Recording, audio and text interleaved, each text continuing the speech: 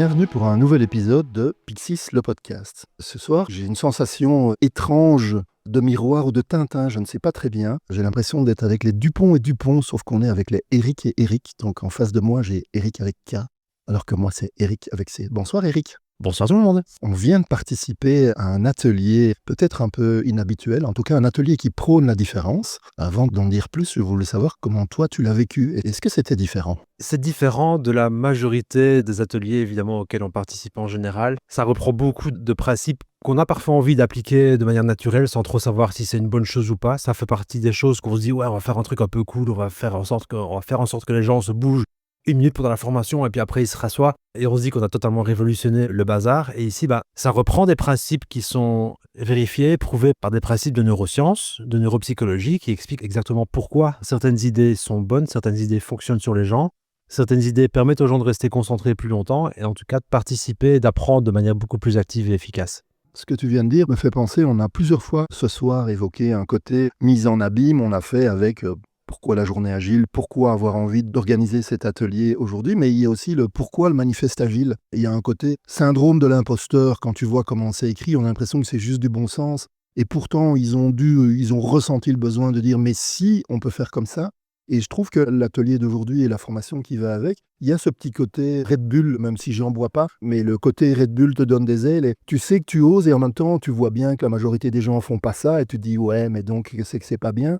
Et là je trouve qu'il y a une espèce d'autorisation à soi-même qui est donnée et te dire bon allez, j'essaye. En plus il y a une base scientifique donc vraiment j'ai plus besoin d'avoir des remords ou des regrets ou des craintes par rapport à ça. Et ça je trouvais que c'était vraiment très fort. Et alors l'autre point qui m'a frappé, c'est que c'est un Red Bull te donne des ailes, mais il est super calme et super zen pour faire ça. Donc t'es pas obligé de monter dans les tours pour oser y aller et tu gardes le contrôle. Est-ce que tu as ressenti la même chose ? Je pense que sur ce point-là, justement, le contraste entre le côté qui peut être un peu décalé de ce genre d'atelier, je pense que si tu arrives avec un type qui va pendant 1h30 à gueuler dans un micro, à commencer à courir partout, etc., on pourrait tomber dans les caricatures au final. Que ici, le fait de pouvoir expliquer des choses qui sont une approche qui est très active, qui est très innovante, d'une manière qui est calme et qui va justement jouer sur le niveau d'énergie, ça ajoute un peu de légitimité parce que justement, ça montre que faire bouger les gens, faire dessiner les gens, c'est pas juste gueuler et faire le clown debout sur la table comme parfois on pourrait le voir. C'est montrer que c'est appliquer des principes qui fonctionnent et qui fonctionnera même sur des personnes qui parfois pourraient sembler un peu moins friandes de ce genre d'activité.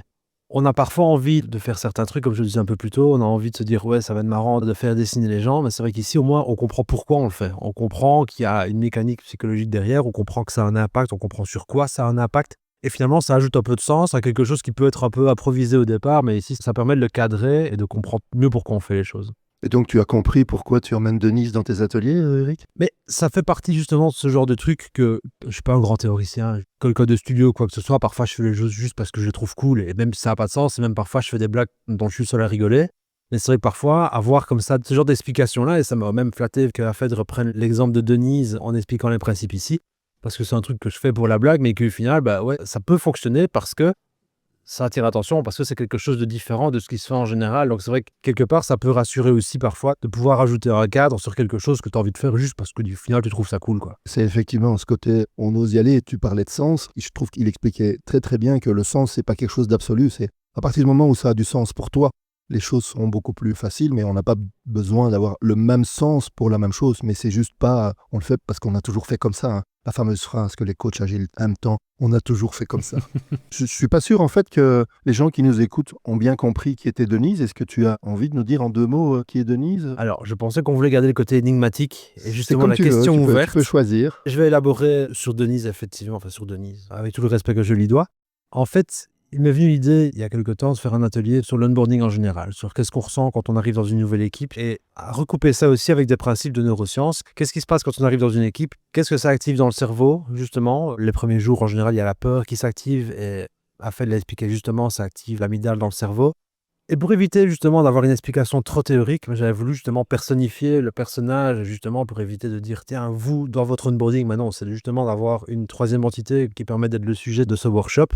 Et justement, Denise, au final, pour personnifier le personnage, ma première idée, c'est d'apporter une espèce de petite poupée, une Barbie ou un truc comme ça, mais bon, c'est pas assez fun, une Barbie, c'est facile. J'avais vu passer sur Facebook, sur Marketplace, quelqu'un qui vendait un mannequin grandeur nature, et j'ai pas réfléchi, je me suis dit, je le veux, c'est ça, c'est maintenant. Donc du coup, j'ai acheté un mannequin grandeur nature, que j'ai habillé, qui s'appelle donc Denise. et qui personnifie le personnage dont on parle dans l'atelier et qui va justement vivre son onboarding et son arrivée dans une première équipe. Petite parenthèse, si vous achetez un jour un mannequin, la chose la plus drôle à faire, c'est de ne pas le dire à la maison et de le cacher derrière les portes pour que votre conjointe ouvre la porte, se retrouve nez à nez avec. Et voilà. À viser avec modération, je pense que je me suis arrêté juste avant qu'elle la décapite. C'est une utilisation qui peut être à la fois professionnelle et privée pour le fun. J'entends bien, merci du conseil, j'y penserai à l'achat de mon prochain mannequin.